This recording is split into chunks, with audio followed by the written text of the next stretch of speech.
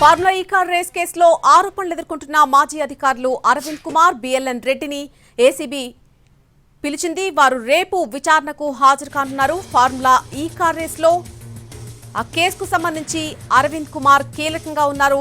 నిధుల బదలాయింపులో ఆయనదే కీలక పాత్ర అని ఏసీబీ చెబుతోంది. తన పరిధిలో ఉన్నటువంటి హెచ్ఎండిఏ నుంచి ఎఫ్యూఓకి నిధులు బదిలీ చేశారని చెబుతోంది. HMDA chief executive BLN Reddy ద్వారా నిధులు బదలాయింపు జరిగిందన్నది ఏసీబీ వాదనగా ఉంది. ఇక 55 కోట్ల రూపాయల నిధుల బదలాయింపులో అరవిందే కీలక సూత్రధారి అంటూ ఏసీబీ చెబుతోంది. అయితే ఆనాటి మున్సిపల్ శాఖ మంత్రి కేటీఆర్ ఆదేశాలతోనే నిధులు బదిలీ చేశారని అంటున్నారు అరవింద్ కుమార్. ఇప్పటికే నిధుల బదిలీపై ప్రభుత్వానికి వివరణ కూడా ఇచ్చానని చెబుతున్నారు ఆయన.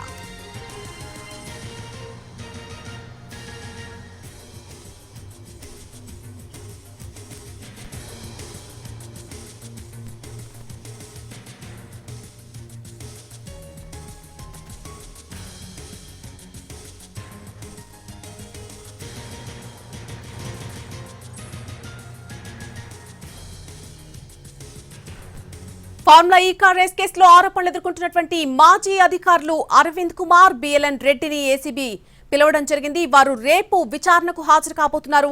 ఫార్ములా ఈ కార్ కేసులో అరవింద్ కుమార్ కీలకంగా ఉన్నారు. నిధుల బదలాయింపుకు సంబంధించి ఆయనదే కీలక పాత్ర అని ఏసీబీ చెప్తోంది. తన పరిధిలో ఉన్నటువంటి హెచ్ఎండిఏ నుంచి ఎఫ్ఈఓకి నిధులు బదిలీ చేశారని చెప్తోంది. అలాగే HMDA chief executive BLN Reddy ద్వారా నిధులు బదలాయింపు జరిగింది అన్నది ఏసీబీ వాదనగా ఉంది. వీరిద్దరూ కూడా రేపు విచారణకు హాజరు కాబోతున్నారు. దీనికి సంబంధించి పూర్తి అప్డేట్ మా crime input editor Ramesh Vaitla అందిస్తారు.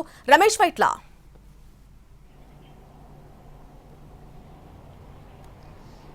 రేపు ఐఏఎస్ అధికారి అరవింద్ కుమార్ ఇటు ఏసీబీ హాజరు కాబోతున్నాడు. అయితే ఫార్ములా ఈ కార్ రేసులో అరవింద్ కుమార్ కీలక సూత్రధారుగా ఉన్నాడు. ఇతనే తన పరిధిలో ఉన్న హెచ్ఎండిఏకి ద్వారా చెప్పి 55 కోట్ల రూపాయలని లండన్ లో ఉన్న ఎఫ్ఈఓ కంపెనీకి మొత్తంగా డబ్బులు కూడా బదలాయింపు చేశారు. అయితే దీన్ని 55 కోట్లలో దాంట్లో 46 కోట్ల రూపాయల నిధులని పౌండ్స్ రూపంలో అంటే పౌండ్ల రూపంలో ట్రాన్స్ఫర్ విదేశీ మార్గదారు రూపంలో మార్చేసి దానిని అటు ఆర్బీఐకి ఇన్ఫర్మేషన్ లేకుండా నేరుగా అటు విదేశీ సంస్థకు డబ్బులు బదిలీ చేయడం జరిగింది. అయితే ఈ డబ్బుల వ్యవహారం సంబంధించినైతే మొత్తంగా ఇప్పటికే అరవింద్ కుమార్ దీంట్లో కీలకంగా ఉన్నాడు. అతను మొత్తంగా కీలకంగా వివరించాడు. అయితే అప్పటి మున్సిపల్ శాఖ మంత్రి కేటీఆర్ ఇచ్చిన ఆదేశాల మేరకు ఈ డబ్బులు మొత్తాన్ని కూడా అటు ఎఫ్ఈఓకి మొత్తంగా బదిలీ చేసినట్టుగా ఇప్పటికే అటు చెప్పడం జరిగింది. అయితే ఈ వ్యవహారం మొత్తం వెలుగులోకి వచ్చిన తర్వాత అటు ప్రభుత్వం దీనిపైన సమగ్ర దర్యాప్తు చేసే సమయంలో అటు అరవింద్ కుమార్ కి అటు నోటీసులు ఇవ్వడం జరిగింది. నోటీసులు ఇస్తే అటు సిఎస్ అంటే చీఫ్ సెక్రటరీ కూడా అరవింద్ కుమార్ నోటీసులకు సమాధానం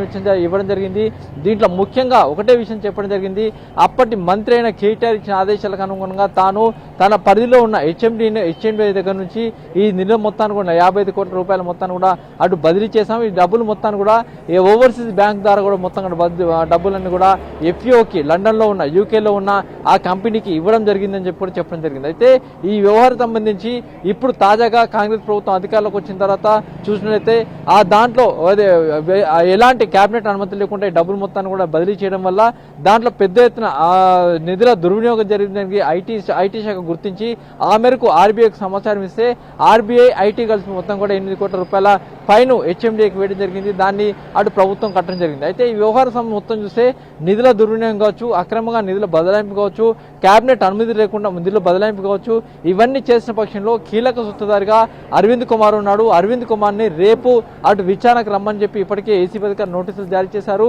రేపు అరవింద్ కుమార్ ఐఏఎస్ అధికారి అరవింద్ కుమార్ రేపు ఏసీబీ హాజరు కాబోతున్నాడు. అతని తర్వాత 10వ తేదీన హెచ్ఎండిఏ మాజీ చీఫ్ ఎగ్జిక్యూటివ్ ఉన్న బిఎల్ఎన్ రెడ్డి కూడా హాజరు కాబోతున్నాడు. అయితే వీళ్ళిద్దరే కీలకంగా ఉన్నారు. వీళ్ళిద్దరు స్టేట్మెంట్ తర్వాత మధ్యలో 9వ తేదీన అటు కేటీఆర్ కూడా హాజరు కావాలని చెప్పి ఇప్పటికే అటు నోటీసులు ఇవ్వడం జరిగింది. కాబట్టి 8, 9, 10 మూడు తేదీల్లో కూడా 8వ తేదీన అరవింద్ కుమార్, 9వ తేదీన కేటీఆర్, 10వ తేదీన బిఎల్ఎన్ రెడ్డి ఈ ముగ్గురు కూడా వరుసగా రేపటి నుంచి ఇటు ఏసీబీ హాజరు కాబోతున్నారు. దీంట్లో కీలక సూత్రధారైన అరవింద్ కుమార్ని విచారించిన తర్వాత అతనిచ్చిన స్టేట్మెంట్ ప్రకారం, అతనిచ్చిన సమాచారం ప్రకారం, అతనిచ్చిన ఆధారాల ప్రకారం అటు కేటీఆర్ని విచారించబోతున్నారు.